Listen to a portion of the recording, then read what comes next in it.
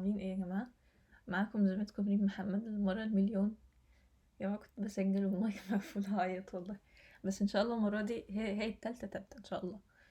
ف هنشرح مع بعض الهارت اوسكولتيشن كاردياك اوسكولتيشن. يعني في الاول هنكورليت شوية بالفسيولوجي بالكاردياك سايكل. انا عارفة ان يعني الكاردياك سايكل اسم رخم وبيعمل فلاش باك لايام وحشة، ايام الكارديو، ولكن انا مش هشرحه كله، يعني هاخد بس الكلام اللي يساعدني ان انا افهم الصوت جه منين. اوكي، الهارد ساوندز اللي عندنا مين؟ عندنا لب، ضب، اللي هو S1 S2. S1 ده بيمارك ايه؟ يعني هو بيمثل لي انا ليه بسمع S1. S1 ده بداية مرحلة السيستول، عشان انا عندي في الهارد سيستول اللي هو الكونتراكشن ventricular contraction، ودايستول اللي هو ريلاكسيشن. S1 ده اللب بيمثل لي بداية السيستول، و S2 بيمثل لي بداية الدايستول. طيب ايه السبب ل S1 وايه سبب S2؟ احنا دلوقتي عندنا هنبدأ من الدايستول كده والقلب بيتملى بالدم. عندي blood returns في الأول، هو بيرجع من الاترا وهو بيتحرك من الاترا للفنتركل، بيتحرك عن طريق البريشر ديفرنس. تمام، في الأول بيكون البريشر في الفنتركل قليل قوي، والبريشر اللي جاي من الاتريم عالي مقارنة بيه، فبيتحرك عادي من هاي بريشر تو لو بريشر. ولكن في الآخر يعني طول ما الفنتركل عمال يتملى دم البريشر عمال يزيد، يوصل لمرحلة ما عادش فيه بريشر ديفرنس، بيسمح للدم يعدي كده لوحده، فالاتري بيعمل كونتراكشن، ده الاتري كونتراكشن. بعد الاتري كونتراكشن خلصنا كده الدايستول، بوصل الفنتركل بيوصل لحاجه اسمها الاند دايستوليك فوليوم، من اسمه اند دايستوليك يعني في نهايه الدايستول فوليوم، الفوليوم اللي في الفنتركل في نهايه الدايستول. كده لما اوصل للاند دايستوليك فوليوم، مين اللي بيقفل عندي في اخر الدايستول؟ بيقفل عندي الميترال فالف، بيعمل لي اس 1. يعني ايه؟ يعني ايه الكلام ده؟ يعني ايه؟ بصوا معايا هنا. اوكي، يعني انت بتقولي ان اس 1 ده بيمثل لي بدايه السيستول. طب ما انت كده قلتي الميترال فالف بيقفل في نهايه الدايستول، يعني ايه؟ ما هو هي يعني نهايه، يعني بص اس 2، اس 2 اهو، اس 2 اهو، اه اس 2 اهو، نهايته سايكل، هي سايكل، هي دايره، نهايته اس 1. تمام، يبقى نهايه الدايستول انا قلت end of diastole هي beginning of systole. نفس الحاجه end of systole هي beginning of diastole. اوكي اوكي، بسم الله نرجع تاني. يا جماعه انا عدت كتير قوي زهقت بجد. نرجع تاني، قلنا end diastolic volume. في اخر الدايستول مين اللي قفل؟ الميترال فالف. في الناحيه التانية مين قفل عندي؟ tricuspid valve قفل. انا دلوقتي عايز افتح الاورتيك فالف او سيميلون، هي اوريدي مقفوله، انا عايز افتحها، وفي اوريدي عندي بريشر، عندي بريشر في الاورتا. انا عايز الفنتركل، البريشر اللي في الفنتركل يعدي البريشر اللي في الاورتا عشان اقدر افتح الفالف والدم يعدي. طب البريشر في الاورتا، احنا لما نيجي نقيس البلاد بريشر اللي احنا بنقيسه اللي هو بيطلع كام؟ دايما نقوله ايه؟ 120 80. انا عندي سيستوليك بلاد بريشر 120، انا محتاج اعدي ال 120 عشان الدم يعدي. يعني انا محتاج البريشر في الفنتركل يعدي، مثلا ممكن يوصل حتى ل 130 140، المهم ان هو يعدي ال 120. اوكي، طب انا هعمل كده ازاي؟ هيحصل عندي حاجه اسمها ايزوفوليومتريك كونتراكشن. ايه الايزوفوليومتريك كونتراكشن؟ من اسمه ايزوفوليومتريك، يعني كونتراكشن والفوليوم ثابت، ما عنديش اي حد بيتحرك، هي بس الماسلز نفسها بيحصل لها كونتراكشن، بس مفيش حاجه جوه بتتحرك، يعني الدم زي ما هو مكانه زي ما هو ما اتحركش. زي ايه؟ زي ما نجيب خزان مقفول وعمالين نزود الضغط فيه، نزود الضغط فيه، الميه اللي جوه الخزان مقفول مش بتتحرك، عمالين نزود الضغط فيه لغايه ما ايه اللي يحصل؟ باب الخزان فتح من كتر الضغط وفرقع. اوكي، فايه اللي يحصل؟ في اول ما باب الخزان يفرقع، الميه اللي في الخزان هتجري، هتطلع باقوى بريشر، يعني ممكن لو حد واقف قدام الخزان يطير بعيد. ممكن حتى بيقولوا قبل كده ايه، سمعت حد بيقول ان اول ما الفالف يفتح ممكن يزق حد 30 فيت. معرفش صراحه كام كيلو يعني دي او كام متر، بس ما علينا 30 فيت. اوكي، فبيزق جامد. ففي بدايه اول ما يفتح عندي الاورتيك فالف يبقى عندي حاجه اسمها ايه؟ rapid ejection phase او maximal ejection phase. شايفين الدم ازاي بيطلع بسرعه اهو هنا؟ يعني هي الازرق هو الاحمر، يعني بيعدي حاجه اسمها rapid ejection phase او maximum ejection phase. فواحده واحده الدم عمال يطلع في الاورطه، البريشر بيقل، فايه السبيد او البريشر بتاعت الدم هو بيعدي هيقل، فبنخش في حاجه اسمها reduce ejection phase، والبريشر في الفنتريكل عمال يقل عمال يقل عمال يقل لغايه ما نوصل للنهايه حاجه اسمها ايزوفولومتريك ريلاكسيشن. الفنتركل خلاص ريلاكس، البريشر في الفنتركل ما عادش اعلى من البريشر اللي في الاورطه. فمين اللي هيقفل؟ الاورتيك فالف، او في الناحيه التانية البلمونري فالف. لما يقفلوا بيعملوا صوت مين؟ صوت S2. طب اشمعنى صوت القفل اللي بسمعه؟ تخيلوا معايا باب، انا لما اجي افتح الباب ما اسمعش صوت. يعني لو باب مش بايظ مش هسمع صوت، اسمع صوت لما اقفل الباب. حتى بيقولوا ايه؟ اطبق الباب، باب الطبق عمل صوت. اوكي فنيجي هنا اهو، هي السايكل شغاله يعني. عيد كل اللي انا قلته عيد اهو.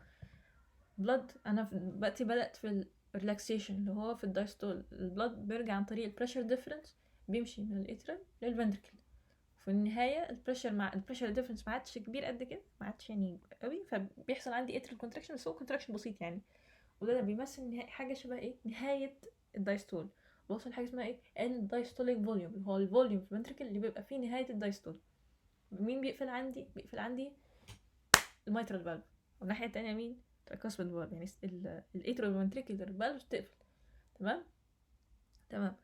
وبعدين ببدا مرحله السيستول، بتبدا عن طريق ايه؟ بتبدا بالايزوفوليومتريك كونتراكشن. ليه؟ عشان البريشر اللي في الفنتركل يتخطى البريشر اللي في الفاسلز عشان اقدر ازق الدم. طب فتحنا الفالف، الايزوفوليومتريك البريشر عمال يزيد يزيد يزيد في الفنتركل، فتحنا الفالف اللي هو الاورتيك فالف، والناحيه التانية عندي البلمونري فالف. فتحنا الفالف، الدم عدى. اول ما يبدا هيطلع ايه؟ صاروخ. فده بنسميه الماكسيمال ايجكشن او رابيد ايجكشن. وبعدين واحده واحده البريشر اللي بيقل، واخش بحاجه اسمها ريديوست ايجكشن لغايه ما اوصل للاخر الايزوفولومتريك ريلاكسيشن، ويقفل عندي مين؟ الاورتيك فالف. تمام. فيمثل عندي لما يقفل بيطلع لي صوت مين؟ S2. اتمنى كده يكون الاس 1 والاس 2 تفهموا هما جايين منين. طيب دول نورمال هايت ساوندز S1 و S2. عايزين نتكلم شويه عن ميرمر. انا عارفه في الورق الميرمر في الاخر، بس انا حاسه طالما فهمنا الكاردياك سايكل ماشيه ازاي يبقى سهل ان احنا نطبق الكلام ده. اقولها لكم ازاي في الاول، ازاي انا مبصمجاها، وبعدين يعني هفهمها لكم، او هحاول يعني ان انا افهمها لكم ان شاء الله. ان شاء الله المحاوله تنجح. انا مبصمجاها. عارفين الاي اس ام ار؟ اللي هو حد بيجيب مايك كده وبياكل بصوت عالي ويعمل خشخشه كده او يهمس. ما علينا. دول ASMR، دول systolic murmurs. يعني هما في اخرهم systolic. يعني ASMR ده حاجة بنسميها ايه؟ ejection systolic. الاترال AS يعني atrial stenosis، والmitral regurgitation ده بنسميه ايه؟ pan systolic. طب انا كده فاضل لي مين؟ كده اعكس. انا كان عندي هنا atrial stenosis وmitral regurgitation، اعكس atrial regurg وmitral stenosis. طبعا في pulmonary valve murmurs، في tricuspid valve murmurs، ولكن احنا اللي بيتقالوا عندنا في الراوند واللي بيهتموا فيهم هما بتوع الاورتيك والميترال. اوكي طيب الاورتيك regurgitation انا هنا دول systolic صح؟ يبقى هنا كل حاجه diastolic.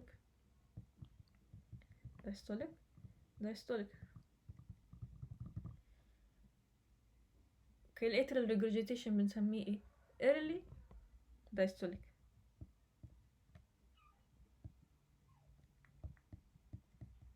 والميترال stenosis بنسميه ايه؟ mid diastolic. يعني هنا الاترال stenosis او regurgitation الاتنين ايه؟ واحد ejection systolic وواحد early diastolic. طيب البصمجة مش نافعة. انا عن نفسي مش من هواة اللي انا ايه، يعني البصمجة مش دايما بتدفع معايا. عايزين نفهم الكلام ده، يعني ايه الكلام ده. دلوقتي بتكلم على systolic murmurs و diastolic murmurs. السيستوليك murmurs هسمعها دايما في الحتة البينك. عايزين نسمي الحتة البينك دي ايه؟ الدايستوليك murmurs هنغير اللون. الدايستوليك murmurs دايما بسمعها عند الحتة الزرقاء. الحتة الزرقاء دي هنسميها دي. تمام. نبدأ بمين؟ نبدأ بالماترال ريجرجيتيشن. دلوقتي احنا عندنا نرجع لصوت القلب. عندي القلب اهو عبارة عن اوض. اوكي انا لما باجي اسمع S1 بسمعه ليه؟ بسمعه عشان الباب اتفتح، الباب اتقفل سوري. هو مين الباب؟ ماترال فالف. انا ليه بتكلم عن الماترال صحيح؟ يعني ليه بركز على الماترال؟ عشان هو غالبا اللي هيجيلنا في الامتحان واللي بيتشرح لنا في السكشن او في الراوند. يعني هو الايبكس اوسكلتيشن. اوسكلتيت ده ايبكس. مين اللي موجود عند الايبكس؟ اللي هو الماترال فالف. برضو سريعا عشان ايه لو حد مش مجمع معايا نقول اماكن الفالفز. اهو دي اماكن الفالفز. الميترال ده هنا الايبكس. الميترال فالف موجود فين؟ عند الايبكس. التراكاسبيد فالف موجود عند الليفت ستيرنال بوردر كده. البلمونري فالف رايت سكند انتركوستال سبيس. والاورتيك فالف ليفت سوري معلش، left mitral valve left fifth intercostal space mid clavicular اللي هو ايه الايبكس اوف ذا هارت. الترايكاسبيد left sternal border. البلمونري left second intercostal space. الاورتيك right second intercostal space. وهو ماشي كده يعني الاورتا aortic valve كده يعني. برضه ممكن نسمعه عند ال left third يعني. وعلى فكرة ممكن نسمعه في كذا مكان، بس هو ليه مكانين يعني الاورتا مشهور بيهم، ال right second وال left third. تمام. طب يجي سؤال برضو، يعني مثلا الصورة هنا، الصورة دي الميترال فالف هو مشاور عليه. بصوا اهو مشاور على الميترال فالف فين؟ اهو الميترال فالف. انا ليه بسمع عند الايبكس؟ عشان انا بسمع صوت. انا بدور على الحتة اللي الصوت بيبقى اعلى حاجة فيها. انا بسمع ساوند ويفز، انا بسمعش الفالف نفسه، انا بسمع الصوت اللي الفالف بيعمله. هو لما دوروا وفي بونز بتغطي وفي حاجات كتير بتغطي، يدوروا على احسن مكان يسمعوا فيه هو الايبكس اوف ذا هارت. تمام. نرجع لموضوع المرمرز. انا بتكلم اكتر على مايترال فالف ليه؟ قلنا عشان انا عند الايبكس يعني. انا بتكلم دلوقتي مايترال. المهم يعني انا عند الايبكس حاطه سماعه مايترال ريجرجيتيشن. اسمعوا ازاي مايترال ريجرجيتيشن من البصمجه اللي احنا بصمجنا ان هو بانسيستوليك. يعني ايه بانسيستوليك؟ يعني انا بسمعه في السيستول كله. يعني ايه برضه؟ نرجع للرسمه. انا دلوقتي المايترال فالف المفروض ان هو هيتقفل. انا قفلت الفالف، هيعمل لي صوت اسون. الفالف الحمد لله كويس ومش مزيق. مش يعني mitral regurgitation يعني الفالف مش بيتقفل على الأخير، مش بيتقفل على الأخير، فبيخلي إن الدم حتى والفالف مفتوح بيعدي. فاهمين قصدي؟ يعني أنا قفلت الباب، الباب وحش، الباب بايظ ومزيق ومصدي وحالته حالة، فالدم حتى لو الباب مقفول هيعدي. مقفول مفتوح وفي الحالتين بيعدي. اوكي. وبيفضل شوية دم. فالميترال ريجرجيتيشن أنا أصلا كده كده بسمعه عند أسوان سيستوليك مurmur. فهو أنا هسمعه في الأول مع قفلة الباب، بس هيفضل مكمل معايا في السيستول كله، عشان حتى والباب مقفول الدم بيعدي لسه. عشان كده اسمه بان سيستوليك، يعني هو واخد السيستول كله. حلو. حلو. طب الاتريال ستينوز، ده بسمعه امتى؟ الاتريال ستينوزز يعني الباب ضيق، يعني الباب ضيق خالص، الاتريال فالف ضيق، فانا مش هسمع مرمر عند الاتريال فالف غير لو اصلا الدم المفروض يعدي دلوقتي. يعني ايه؟ يعني احنا قلنا ان بيحصل عندي ايزوفوليمتريك كونتراكشن، وبعدين الاورتيك فالف بيفتح، وبعدين الدم بيعدي. تمام. طب انا دلوقتي الاورتيك فالف فتح بس مش بيفتح على الاخر، الباب بايظ، الدم لما يجي يعدي هيعمل صوت مش عارف يعدي. يعني حتى في الميترال ريجرجيتيشن انا يعني المرمر دي انا بسمع صوت وشوشه كده. في الاترال ستينوزز الدم هو المفروض يطلع عن طريق الاترال فالف امتى؟ لما يجي يفتح، اللي هو في حالة السيستول. فهو مش عارف يعدي. بس هل هو على طول بيعدي؟ لا، هو لما يجي دوره بس بيعدي. عشان كده بنسميه ejection systolic. يعني دلوقتي الرسمة دي امتى الدم هيبدأ يعدي؟ في ال rapid ejection phase. فلما يجي هنا نيجي عند المرمر، انا هرسم ال ejection systolic murmur اللي هو بتاع الاترال ستينوزز، يبقى عامل ازاي؟ اسمه ايه؟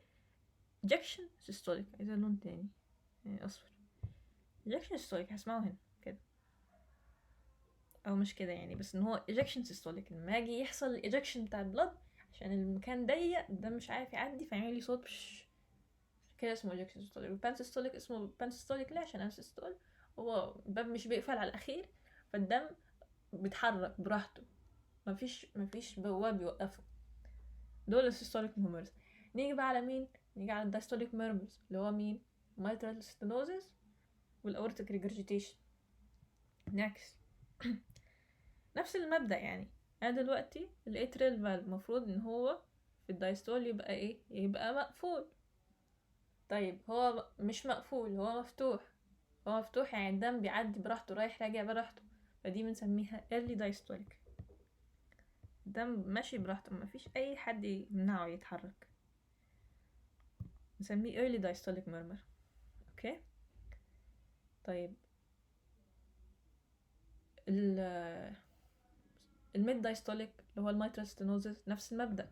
دلوقتي الدم المفروض هو بيعدي من الميترال من الاورت من الاتريا للفنتريكل في الدايستول. طب الباب ضيق، الدم هو بيعدي هيعمل صوت.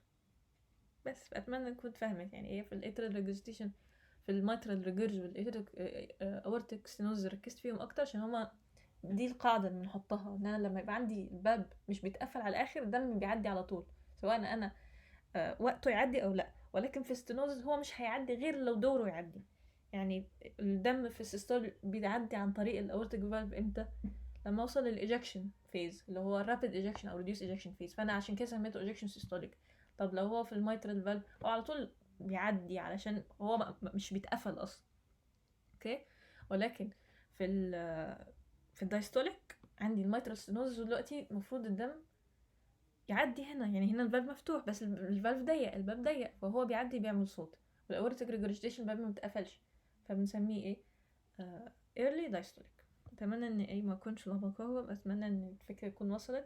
ده ايه مصدره واس 2 ده ايه مصدره. عايزين بقى ايه نشوف الكلام بتاع الاوسكي والكلام بتاع الكتاب، الحاجات الزياده الحاجات القليله والانزهاء وكومنت. فاحنا دلوقتي في الهارت اسكولتيشن هنبدا بمين؟ بالتشيك ليست. انا لما اجي اكومنت على اي كارديك اريا هو غالبا ان شاء الله بيجي في الامتحان اسكولتيت ذا ايبكس. يعني انا هكومنت على مين اللي عندي في الايبكس؟ مايترال فالف. بيعمل صوت ايه المايترال كلوجر؟ اس 1. غالبا هكومنت على اس 1 تمام. لكن ما علينا، فانا هقول نورمال هارت ساوندز اس 1 واس 2. بعدين هشوف لو في اديشنال ساوندز اللي هم اس 3 واس 4، ولو في بريكارديال راب اوبننج سناب او اجكشن كليك ايا كان. اوكي. هنتكلم بالتفصيل اكتر يعني، وبعدين نخش على الميرمر ال6 ايتمز بتوع الميرمر. طيب نبدا بالنورمال هارت ساوندز. انا دلوقتي عندي اول صوت هو اس 1. قلنا الميترال فالف هما سواء اس 1 ايه كلوجر اوف ميترال فالف والترايكاسبيد فالف. mitral valve فين بتسمع عند الابيكس؟ لو left fifth intercostal space mid clavicular line. وترايكاسبيد فالف بسمعه عند lower left sternal border. طب انا لما هاجي اكومنت على S1 هقول بالتفصيل الممل S1 ده انا سامعه افريج، سامعه كويس صوته واضح، ولا muffled يعني متشوش عليه، ولا weak ضعيف، او accentuated اللي هو عالي. طب ايه اللي ممكن يخليه muffled؟ الميترال ريجرج. لان الميترال ريجرج ده بيعمل لي بانسيستوليك ميرمر، الدم على طول بيعدي فانا مش عارفه اسمع الفالف كويس، بسمع على صوت الفالف هو بدل ما اسمع صوته بيقفل بسمع فهنا بيقول ايه ليكي بروكن دور that does not close all the way. فالدم راح راجع براحته، هو اصلا باب بايظ وحالته حاله، فانا كده كده بسمع لي صوت. طب ويك امتى اسمع صوت الاسون ضعيف؟ لو كان عندي بارير، يعني patient مثلا اوبيز فالفاتس عامله بارير، او عندي مثلا pulmonary effusion، عندي emphysema هوا فمانع الصوت ان هو يعدي. احنا قلنا كده كده انا بسمع sound waves، انا بسمع صوت. او عندي weak myocardium، القلب نفسه ضعيف فمش عارف يعمل صوت كويس، صوت واضح، هو بيقفل الفالفز، سواء عندي myocarditis او heart failure. طيب الاكسنتويتد امتى صوت بيبقى عالي؟ لو الشخص رفيع قوي عنده thin chest wall، او القلب نفسه كبير قوي عندي left ventricular hypertrophy، او في حالة الميترال ستينوزس. ليه؟ عشان انا الباب مصدي ونارو، فلما يقفل يعني انا الباب اصلا ما فتحتوش على الاخر، الباب مش مفتوح على الاخر، الباب مفتوح ربع مثلا تمام، فما يجي يقفل جامد تمام. وترايكاسبيد ستينوزس والهايبردايناميك سيركيليشن. يا جماعه فكره اسباب الهايبردايناميك سيركيليشن ممكن تسالوا فيها، حتى ممكن تسالوا فيها في البلس. انا اتسالت في البلس ايه اسباب اسمه ايه ده الووتر هامر بلس. انا قلت للدكتوره اورتيك ريجرجيتيشن، قالت لي ايه كمان، فانا ما جاش في بالي. بس من اسباب الووتر هامر بلس الهايبردايناميك سيركيليشن. طب ايه اسباب الهايبردايناميك سيركيليشن؟ دي من اسبابها ممكن ثايروتوكسيكوزز، انيميا، pregnancy، fever، AV malformations. يعني احفظوهم مهمين وهيتكرروا عندنا اصلا. الهايبردايناميك سيركيليشن هتتكرر معانا كذا مره تمام. فانا دلوقتي بكومنت على S1. اول حاجه هكومنت عليها هل هو average، هل هو muffled، هل هو weak، هل هو accentuated. لازم تعرفوا اسباب، يعني ممكن حتى تقولوا للدكتوره S1 average، اقول لك طب لو muffled ايه اسبابه، لو weak ايه اسبابه. لازم تبقوا عارفين الاسباب الاسباب سوري. طيب اللي بعده عندنا مين؟ هكومنت على S1 و S2. S2 انا سماعتي فين؟ سماعتي عند الايبكس، عند الميترال فالف. هل هنا منطقي ان انا هكومنت على اس 2 والله انا عند الاورتك عشان اكومنت على الاورتك، ولا هل انا عند البلمونري عشان اكومنت على البلمونري؟ لا، انا اقول انا سامع ضب ولا لا، يعني هو لب ضب لب ضب اس 1 انا خلاص سمعت اللب. هل انا سامع ضب؟ سمعت توك توك. ما سمعتش ضب يبقى ويك، يبقى مش مسموع. يعني انا هقول مثلا هاجي كومنت هقول S1 average S2 heard، مش هقول بقى weak muffled. انا مش هكومنت S weak، مش هقول characteristics of S2 غير لو انا بسمع حاجه مكانها ال S2 اللي هو ايه الاورتيك والبلمونري. الاورتيك فالف موجود عند الرايت سكند انتركوستال سبيس، عند الليفت ثيرد برضه بيتسمع، والبلمونري عند الليفت سكند انتركوستال سبيس. تمام. انا دلوقتي طلب مني ان انا احط سماعتي عند الاورتيك فالف واسمع الاورتيك فالف، ساعتها بقى كومنت لا ده افريج، ده ويك، ده accentuated. normally قلنا هنقول average ممكن يكون weak في حالة الاورتيك stenosis، pulmonary stenosis، barrier زي اللي فوق، ممكن patient يكون obese، عندي pulmonary effusion، عندي emphysema او weak myocardium، myocarditis، heart failure. accentuated يعني صوت اعلى، عندي pulmonary hypertension pressure عالي قوي، عندي systemic hypertension او عندي hyperdynamic circulation. قلنا اسباب hyperdynamic circulation قلناهم فوق، نعيدهم تاني. thyrotoxicosis دي من اسباب، ممكن تدوروا في اسباب تانية كتير اصلا بس دي من ضمن الاسباب. thyrotoxicosis، anemia، pregnancy، fever، و AV malformation. دول يعني الدكتور انا فاكره كان قال لنا في المحاضره دول اهم 5 صراحه. تمام. طيب نيجي حاجه مميزه للاس 2، حاجه اسمها splitting. ايه السبليتنج ده؟ سبليتنج يعني في تفرقة.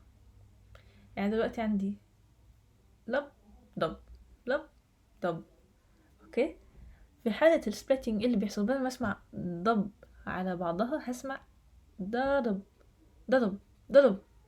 عارفين مثلا دلوقتي انا مش عارفة تسمعوه ولا لا، بس انا دلوقتي بخبط على الترابيزة، اوكي.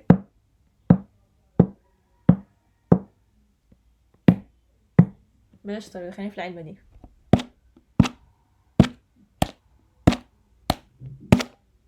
اوكي سامعينها؟ دقة وبعدين التانية. اللي بيحصل في السبليتنج كده.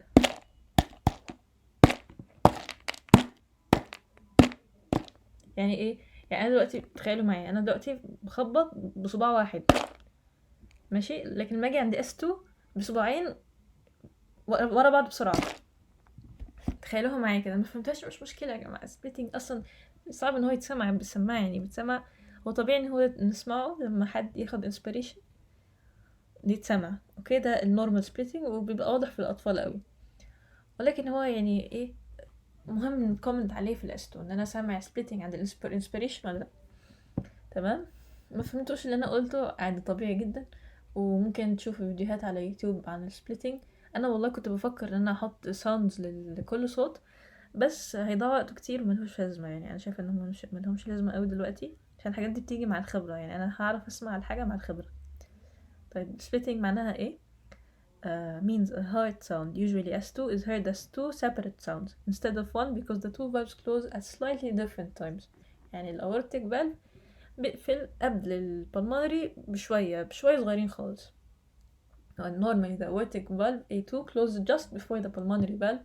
During inspiration, P2 is delayed a little more because the increased venous return to the right side delays the closure of pulmonary valves, so here a normal split. The venous return اللي increase عند الانسبيريشن علشان النيجاتيف introthoracic pressure بيأخر شوية البلمونري valve يقفل. ده normally during inspiration. هل في عندي abnormal splittings؟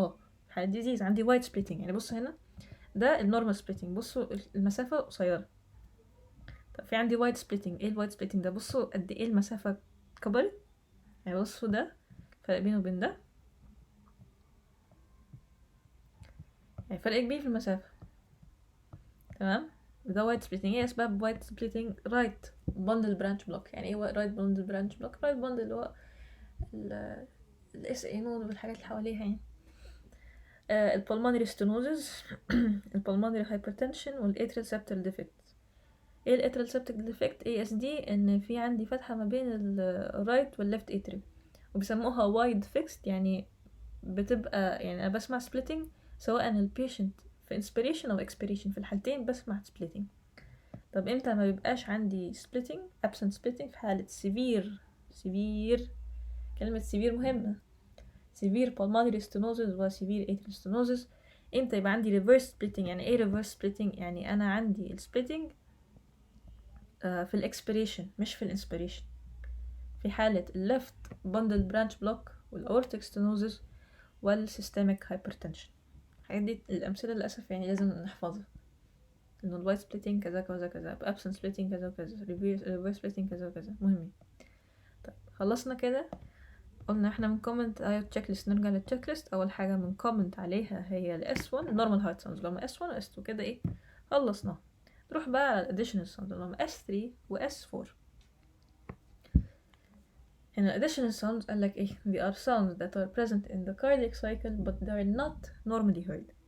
اول واحد عندي S3.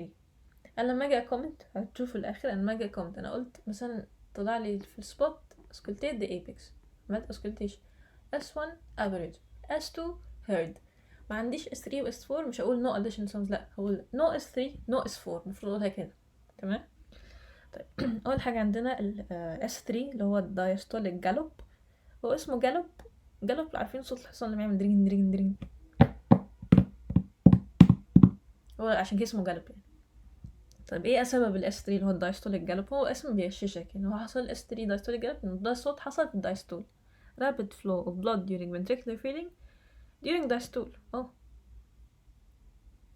ان انا عندي rapid flow في الventricular filling. امتى بيحصل اصلا في الventricular filling؟ في الدايستول. هل ممكن اسمعه normally؟ في حالة ايه؟ في حالة الchildren وفي حالة السيفير muscular exercise. heard فين؟ heard في الابيكس، at the apex اللي هو مكانه يعني. abnormal امتى بيبقى abnormal؟ S3 يبقى مش طبيعي ان هو موجود في حالة الفوليوم overload. امتى يبقى عندي volume overload؟ يعني venous return زيادة. انا اصلا هو سببه ايه؟ rapid flow of blood during ventricular filling.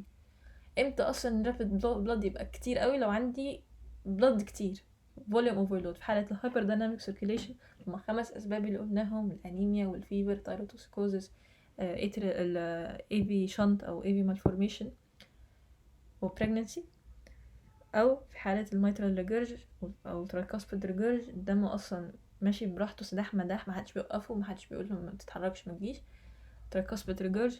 ventricular septal defect انه الدم بيتحرك مفيش يعني في فتحة ما بين اللفت والرايت ventricles فالدم بيتحرك. او ال patent ductus arteriosus PDA دي اختصار patent ductus arteriosus اللي هي الاتريال septal defect يعني. هي او دي مهمة قوي ان ال S3 ده is the earliest sign of heart failure. بتسأل فيها كتير يقولك S3 ده بيمثل ايه؟ اول حاجة تقولها earliest sign of heart failure. هل ممكن يكون normal يا دكتور؟ امتى؟ في children و severe muscular exercise. طب abnormal امتى؟ it is, لو كان عندي heart failure it's the earliest sign of heart failure وفي حالة ال volume overload. طيب S4 ده اسمه pre-systolic gallop. تاني S3 diastolic ده pre-systolic. هو امتى؟ فاكرين في الكاردياك سايكل لما قلت لكم ان انا في الاول بيبقى عندي الدم بيعدي عن طريق البريشر ديفرنس، ولكن في الاخر كده بيحصل عندي اتريال كونتراكشن عشان شويه الدم اللي فاضلين يعدوا. البريسيستوليك جالوب هو S4 بيحصل في حاله اتريال كونتراكشن at the end of diastole against a stiff ventricle. يعني انا محتاج اعمل كونتراكشن جامد في الاتريال عشان الفنتريكل في فايبروزز او في مشكله او في حاجة منعاني ان انا ازق الدم. تمام. ده S4 normally heard فين؟ في الالدرلي. صراحة دي ما اتقالتش في الرام بس محطوطة في الباوربوينت فقلت ازودها. اوكي. وابنورمال في حالة systemic hypertension. عندي pressure overload، كل اسباب pressure overload: systemic hypertension، pressure portal hypertension sorry pulmonary hypertension aortic stenosis pulmonary stenosis hypertrophic obstructive cardiomyopathy. دي اسباب كلها بتعمل لي ايه؟ pressure overload. ده بيدخلني لحاجه اسمها الجالوب ريذم اللي هو درين درين درين درين. لو نسمعه يعني دلوقتي انا عندي لب دب لب دب اللي هو S1 S2. دلوقتي انا بقى عندي S3 كمان فيبقى بقى عندي صوت تالت. طب بعد ما كان كده بقى طب بقى عندي كوادروبل ريذم يعني بقى عندي S4 كمان يبقى لب دب دب دب. بقى الهارت ساوند عندي كده 4 اصوات. ممكن يبقى عندي اصلا حاجه اسمها سميشن جالوب اللي هو حد عنده S1 و S2 و S3 و S4 معاهم تاكيكارديا، فهسمع الصوت ده على طول متكرر كتير بسرعة، يعني هسمع كله ورا بعضه كله ورا بعضه. تمام كده خلصنا تاني ايتم معانا في الكومنت. اول ايتم اللي هو normal heart sounds S1 و S2، بعدين additional heart sounds. انا قلت لو انا قال لي auscultate the apex اقول له ايه؟ S1 average، S2 heard، no S3 no S4. هنيجي عند ال abnormal sounds. اول حاجة عندي ejection click. ايه ejection click ده؟ ejection click is an opening of a stenotic atrial and pulmonary valve. يبقى عندي atrial stenosis و pulmonary stenosis. بسمعه فين؟ بسمعه at the base of the heart، والتايمينج بتاعه systolic. تمام. ejection click نغششكم، فاكرين لما قلنا ان الاتريال ستينوزس ده ejection systolic، قلنا هو اسمه ejection ليه؟ عشان هو بيحصل الصوت، بسمعه صوت ده بيحصل في حالة الستينوزس، في حالة سوري مرحلة الاجكشن، الاجكشن بتاعت البلد. نفس الحاجة هنا في مرحلة الاجكشن اوف بلد، انا عندي الفالف ضيق فالدم مش عارف يعدي، فبيعمل لي الصوت ده، التايمينج سيستوليك. يعني هو هنا ايه؟ opening، يعني S1 او S2 انا بسمعه في حالة الفالف بيقفل، كان انا هنا opening of a stenotic atrial and pulmonary valve. heard فين؟ heard at the base of the heart، timing systolic. opening snap، عارفين سناب شات عشان برضه بتتنسى ejection click و opening snap، هي من اسمها برضه opening of a stenotic what mitral and tricuspid valves. site it is heard at the apex of the heart with timing diastolic. انا هنا عايزه انبهكم على حاجه مهمه عشان انا في الامتحان غلطت فيها. انا جالي في امتحان سبوت auscultate the apex S1 heard، S1 average، S2 heard، no S3 no S4. جيت قلت للدكتوره ايه؟ قلت للدكتوره no ejection click no opening snap. فين الغلطه هنا؟ ان انا اصلا عند الايبكس اوف ذا هارت، انا يعني هسمع الايجكشن كليك عند الايبكس ازاي؟ ده اكبر دليل ان انا كنت حافظه الكومنت راح اقوله. طبعا ده مش يعني هيعصب الدكاتره، هيضايقهم وهينقصونا. فعشان كده لما يقول لك اسكولتيد ذا ايبكس ده لو مفيش اوبننج ستاب والنو اوبننج ستاب، ما تجيبش سيت الايجكشن كليك اصلا. تمام. كل اوبننج ستاب بريكارديال رب. قلنا البريكارديال رب هي حاجه اسمها تو اند فرو ساوند. ايه تو اند فرو ساوند؟ يعني عارفين ورق المحاره اللي بعمل كده لما حد يمحر حيطه كده، ده اللي يقصدوه بالتو تو and fro sound. اوكي. heard in the bare area of the heart اللي هو left fourth to fifth intercostal spaces parasternal increases with leaning forward لحد ما يميل قدام او inspiration disappears in pleural rub. هو ما قصدوش هنا ان هو بيختفي، يعني لو حد عنده pleural rub و pericardial rub ان انا مش هسمع ال pericardial rub، قصدي ان انا مش عارف فرق ما بينهم، ان الاتنين زي بعض. طب انا هعرف ايه التفرقة؟ يعني انا عايزة اعرف الشخص ده عنده pleural rub ولا pericardial rub، اعرف ازاي؟ ان انا اخلي البيشنت يكتب نفسه. لو البيشنت كتب نفسه يعني اللنج مش بتتحرك فمش هسمع رب. البيشنت كتب نفسه انا لسه سامع الرب، دي يبقى دي ايه؟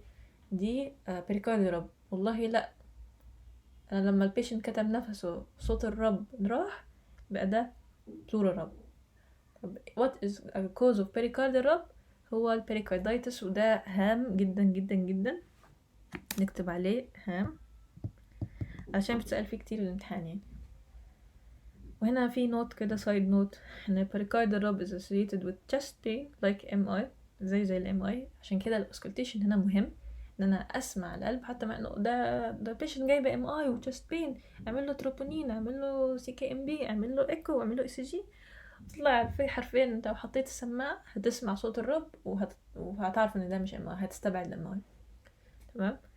عندنا البروستاتيك كليك ده لو حد مركب فالف صناعي prosthetic valve، هيبقى عندي metallic sound caused by replaced heart valve.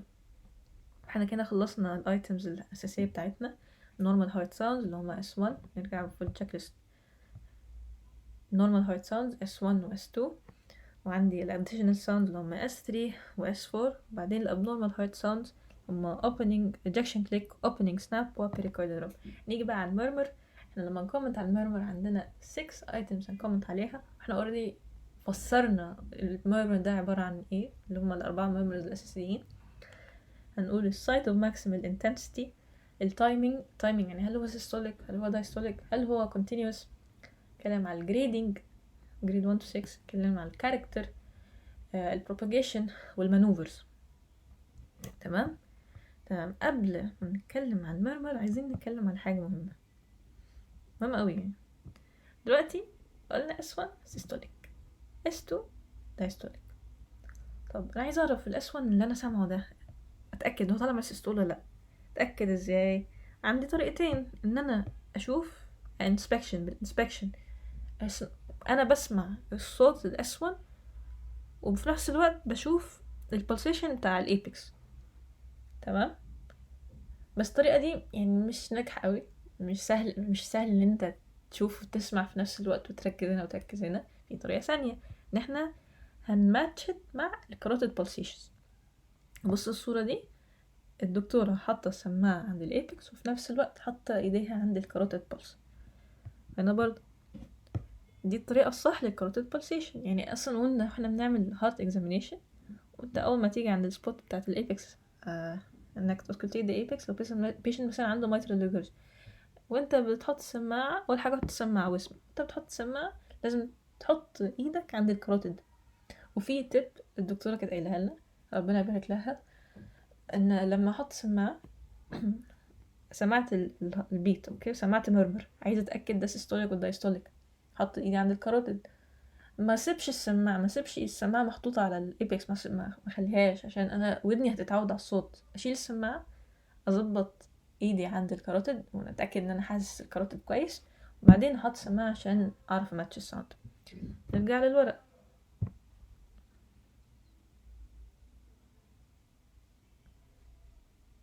اوكي دلوقتي قلنا المرمر. هنكومنت اول حاجه.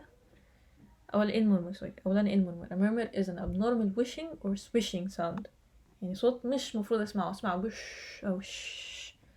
heard in the heart caused by a turbulent blood flow. usually blood flows through a narrow or a leaky valve. narrow في حالة stenosis و leaky في حالة regurgitation. اعتقد ان يعني احنا خدنا introduction عن الموضوع في الاول، في البارت الاول من الفيديو. types of murmur ممكن عندي functional murmur ان البلد اصلا كتير قوي caused by hyperdynamic circulation، فالفينوس ريتيرن بيزيد والفوليوم اوفرلود بيزيد.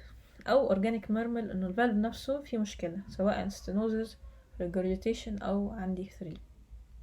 انا هكومنت على كام ايتم. قلنا 6 items. اول حاجة site of maximal intensity according to the corresponding area. يعني ده mitral murmur، ده pulmonary، ده mitral regurgitation، ده aortic stenosis، ده السايت اوف mitral اللي هو في maximum intensity يعني، والmitral tricuspid aortic هكذا. والتايمينج هل هو systolic ولا diastolic؟ قلنا طبعا في systolic diastolic زي قلنا طريقتين، ان انا هشوف الايبكس بيت لو هو المرمر مع الايبكس بيت، يعني الصوت مع الايبكس بيت ده systolic، او الطريقة اللي بيستخدموها اللي تستخدم ان انا هسynchronise مع الكاروتيد pulsations. لو هو in sync يبقى ده systolic murmur. طب لا هو ما كانش in sync وما كانش طالع مع الايبكس بيت يبقى ده ايه diastolic murmur. بعدين قلنا البصمجاية بتاعت ASMR والتاني اللي هما systolic murmurs ASMR، وشرحنا هو الصوت اصلا جاي من ازاي وجاي منين. اوكي ejection systolic atrial stenosis pulmonary stenosis pansystolic والmitral regurg holosystolic tricuspid regurg و VSD. برضه الهولوسيستوليك دي موجودة في الباوربوينت بس ما اتقالتش خالص في الراوند خالص يعني. الدايستوليك مurmur قلنا early diastolic هو atrial regurgitation، والmid diastolic mitral stenosis، وشرحنا برضو يعني ايه الكلام ده هو جه منين. بعدين التالت حاجة عندنا الأول ايتم قلنا site of maximal intensity، وبعدين التايمينج. تالت حاجة عندنا الجريدنج، يعني الميرمر ده جريد 1 2 3 4 5 6 هما 6 جريدز، هما 6 ايتمز بنقولهم و6 جريدز بنقولهم. جريد 1 وجريد 2 يعني في امتحان لو مثلا انت جيت تقول ال6 ايتمز بتاعت الميرمر، والله ده mitral اوكي site of maximum intensity عند الايبكس اوف ذا هارت. اوكي عند الايبكس اوف ذا هارت. التايمينج systolic. الجريدنج ما تقولش خالص جريد 1 جريد 2 ليه؟ عشان ما فيش يعني صعب ان احنا نسمعه جريد 1 جريد 2. احنا نقول ايه 3 او 4. جريد 3 moderate، جريد 4 loud، جريد 5 very loud، والloudest جريد 6. جريد 6 ده اصلا بيتسمع من غير سماعة، يعني ممكن لو قربت ودنك كده عند البيشنت تسمع ميرمر جريد 6. وجريد 4 ده يعني غالبا بيبقى associated معاه ثريل، ان هو لما تعمل palpation هتحس بالثريل تحت ايدك، فهو غالبا يعني جريد 3 يعني.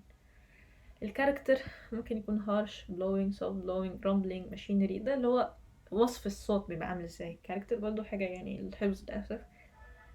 اوكي. وبعدين عندي propagation، دي مهمة بقى، عشان دلوقتي انا عندي حطيت سماعة عند الابيكس، سماعة S1، سامع مرمر، انا عايزة افرق هل المرمر ده mitral regurgitation ولا aortic stenosis. شو احنا قلنا اصلا الاتنين دول systolic murmurs؟ طب انا سامع مرمر عند السيستول صح؟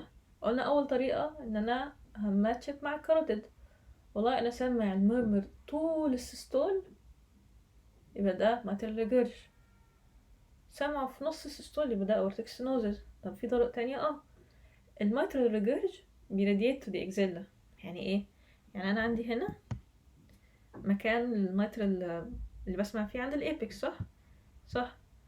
طيب انا دلوقتي عند الابيكس وعايز اعرف هل ده mitral regurgitation ولا لا. همشي كده، همشي مع اتجاه يعني على نفس الخط، يعني مش هطلع فوق، يعني مش هسمع اروح عند الاكزيلا اطلع فوق عند الاكزيلا، لا، على نفس البلين، على نفس المكان زي ما انا، بس همشي ناحيه الاكزيلا. تمام. والله الصوت فعلا مكمل معايا، يبقى ده ايه؟ ده mitral regurgitation. طيب عندي هنا انا سمعت مورال عند الاورتيك 1، ده اورتيك stenosis ولا لا؟ اتاكد ازاي؟ اشوف does it radiate to the neck ولا لا. يعني ايه؟ يعني انا دلوقتي انا سمعت مرمر هنا، حرك السماعه زي ما انا للبيس اوف ذا نيك، سمعت مرمر، يعني الصوت مكمل معاه، يبقى ده aortic stenosis. تمام. تمام، دي البروباجيشن. بعدين عندي effect of posture and respiration، في مانوفرز كده معينه بنعملها ليه؟ بتعلي الصوت بيبقى اوضح، فده بيخليني ان اوضح. في نفس الوقت ممكن الصوت المانوفرز دي مثلا انا ابقى شاكك بكذا، المانوفرز دي بتاكد لي الشك بتاعي، او يعني مش بتاكد وبتقولي لا ده مش فعلا، ده غلط، يعني شك، يعني الفكره اللي جات لك غلط. طيب left lateral position، ان انا خليت الابيكس، حرفيا انا خليت البيشنت ينام على الشمال، هو اصلا الابيكس على الشمال، فانا خليت الابيكس تحت السماعه على طول، فده بيامبليفاي الماترال ريفيرس ساوند. فالبيشنت sitting leaning forward، قاعد ومايل لقدام، بيامبليفاي الاترال ريجرج ساوندز. lying down، لو البيشنت نايم على ظهره بسمع الفانكشنال ميرمرز اعلى اللي هم بتوع الهايبر دايناميك سيركيليشن. والانسبيريشن بيامبليفاي مين؟ الرايت سايدد ميرمر، زي مين؟ زي التراكاسبيد، سوري التراكاسبيد والبلمونري فالف ميرمرز. خد انسبيريشن تلاقي ان الصوت اعلى. تمام، بالذات pulmonary يعني. تمام. طيب خلصنا كده الحمد لله شرح correlation مع الفسيولوجي مع الكاردياك سايكل، وكلمنا على الايتمز التشيك ليست. قلنا عندنا اول واحد مين عندنا في التشيك ليست؟ الهارت ساوندز S1 S2. S1 قلنا مثلا نقول average، بعدين نخش على S2 heard و not heard، بعدين additional sounds abnormal sounds additional abnormal sounds، بعدين دخلنا على المurmurs وال6 items بتوع المurmur. دلوقتي عايزين نكومنت. if you were asked، انا قلت الكلام ده وانا بشرح بس نقوله بسرعه يعني. if you were asked to auscultate the apex، اول حاجه هتكومنت لو انت عند الايبكس، انت المكان اللي بيسمع اصله S1، ف you will comment on the intensity is it average, muffled, weak, accentuated or not. و S2 ده مش مكانه، ده مش بيته، هو يا heard يا not heard، مش هنكومنت على الانتنسيتي خالص. اوكي. طب لو انا قال لي اسكتيت اورتك مثلا، يعني اسكتيت يعني او تركز، يعني انت في البيس اوف ذا هارت، ساعتها انا مش هتكلم على S1، هقول ليه هو انا مش في بيته، يبقى هو يا heard يا not heard. ولكن S2 هو اللي انا كومنت على الانتنسيتي is average, weak, accentuated. وطبعا ما ننساش في ال S2 splitting، هل في فعلا normal splitting ولا هو wide, narrow, reverse, absent، ايا كان. additional sounds، لو انا مش سامع S3 و S4 انا مش هقول no additional، لا انا هقول no S3 no S4. الابنورمال sounds برضه مش هقول no abnormal sounds، لا برضه هقول، لو انا مثلا عند الابيكس هقول no opening snap، no pericardial drop، زي ما قلت لكم فوق، ما تقولوش no ejection click لو انا عند الابيكس.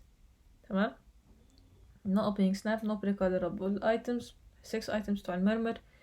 السايت، التايمينج قلنا هل هو systolic diastolic. الجريد هو probably grade 3 و 4 يعني. الكاركتر هو soft blowing rumbling blowing harsh. propagation لو مثلا عند الميترال حركه شوية ناحية الأكزيلا سامع يبقى yes it propagates to axilla مش propagate. لو أنا عند الأورتيك حرك شوية ناحية البيس of the neck سامع يبقى propagates. doesn't مش سامع يبقى doesn't propagate. بس طبعا ما تقولش no propagation لو محركتش السماعة يعني وانت بتكومنت على المرمر سايد كذا timing كذا grade 3 character soft blowing no propagation وانت اصلا قدام الدكتور محركتش سماعة. فدي حاجة ممكن مستفزة يعني انت شرفك ان هو no propagation فلازم توريها ان انت حركت السماعة ودورت على propagation. طبعا لما تتكلم برضو على effective posture لازم ما تقولش no effect no change in posture no effect with change in posture او there's effect with change in posture. ما تقولش كده من غير ما تخلي البيشن يتحرك. تمام. بس كده ان شاء الله تكونوا استفدتوا ولو فعلا استفدتوا اتمنى ان انتوا يعني تدعوا لي. هو كده كده يعني اتمنى تدعوا لي تدعوا للدكاترة اللي علموني يعني اكيد هما ليهم فضل كبير عليا وربنا يوفقنا جميعا يا رب. ولا اله الا انت سبحانك كنت من الظالمين. وشكرا يا جماعة. باي باي.